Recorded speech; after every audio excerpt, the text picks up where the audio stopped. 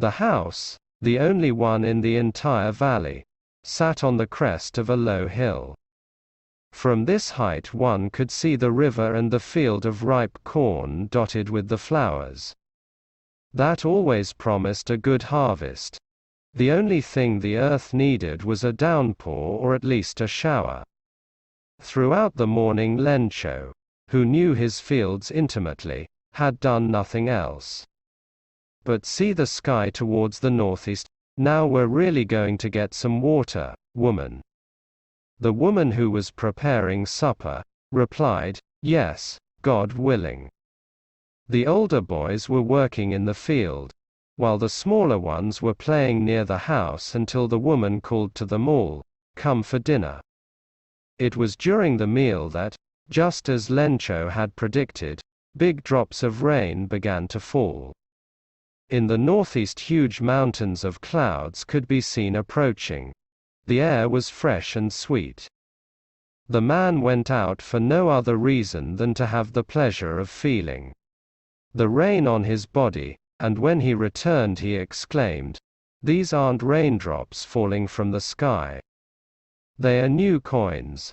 The big drops are 10-cent pieces and the little ones are 5s." With a satisfied expression he regarded the field of ripe corn with its flowers, draped in a curtain of rain. But suddenly a strong wind began to blow and along with the rain very large hailstones began to fall. These truly did resemble new silver coins. The boys, exposing themselves to the rain, ran out to collect the frozen pearls. "It's really getting bad now," exclaimed the man. "I hope it passes quickly." It did not pass quickly. For an hour the hail rained on the house, the garden, the hillside, the cornfield, on the whole valley. The field was white, as if covered with salt. Not a leaf remained on the trees. The corn was totally destroyed. The flowers were gone from the plants. Lencho's soul was filled with sadness. When the storm had passed, he stood in the middle of the field and said to his sons, "A plague of locusts would have left more than this. The hail has left nothing. This year we will have no corn." That night was a sorrowful one. All our work, for nothing.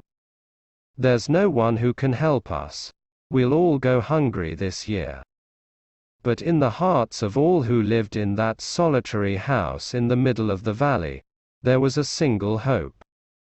Help from God. Don't be so upset, even though this seems like a total loss. Remember, no one dies of hunger.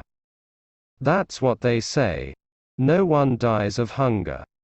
All through the night, Lencho thought only of his one hope. The help of God, whose eyes, as he had been instructed, see everything, even what is deep in one's conscience.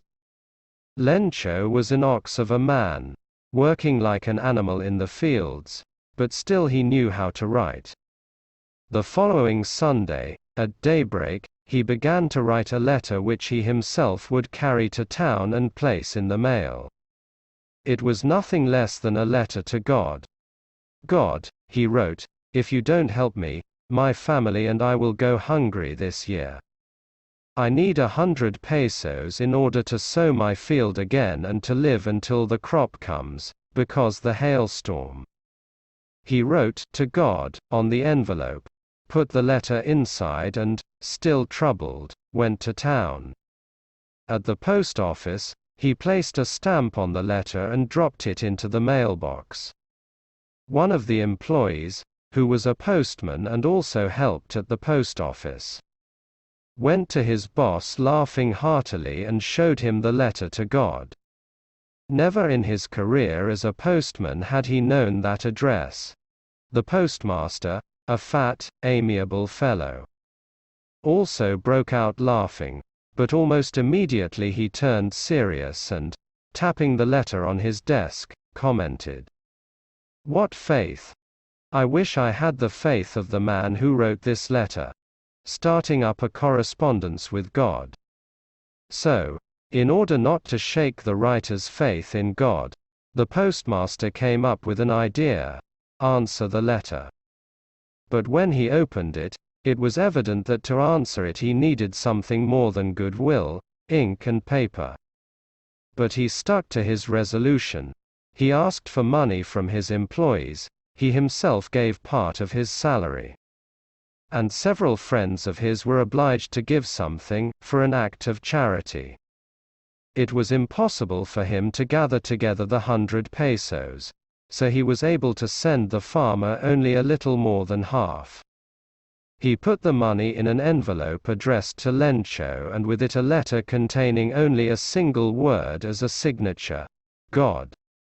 The following Sunday Lencho came a bit earlier than usual to ask if there was a letter for him. It was the postman himself who handed the letter to him while the postmaster, experiencing the contentment of a man who has performed a good deed, looked on from his office. Lencho showed not the slightest surprise on seeing the money. Such was his confidence. But he became angry when he counted the money. God could not have made a mistake. Nor could he have denied Lencho what he had requested. Immediately, Lencho went up to the window to ask for paper and ink. On the public writing table, he started to write, with much wrinkling of his brow, caused by the effort he had to make to express his ideas. When he finished, he went to the window to buy a stamp which he licked and then affixed to the envelope with a blow of his fist. The moment the letter fell into the mailbox, the postmaster went to open it. It said, God, of the money that I asked for, only 70 pesos reached me. Send me the rest, since I need it very much. But don't send it to me through the mail because the post office employees are a bunch of crooks. Lencho.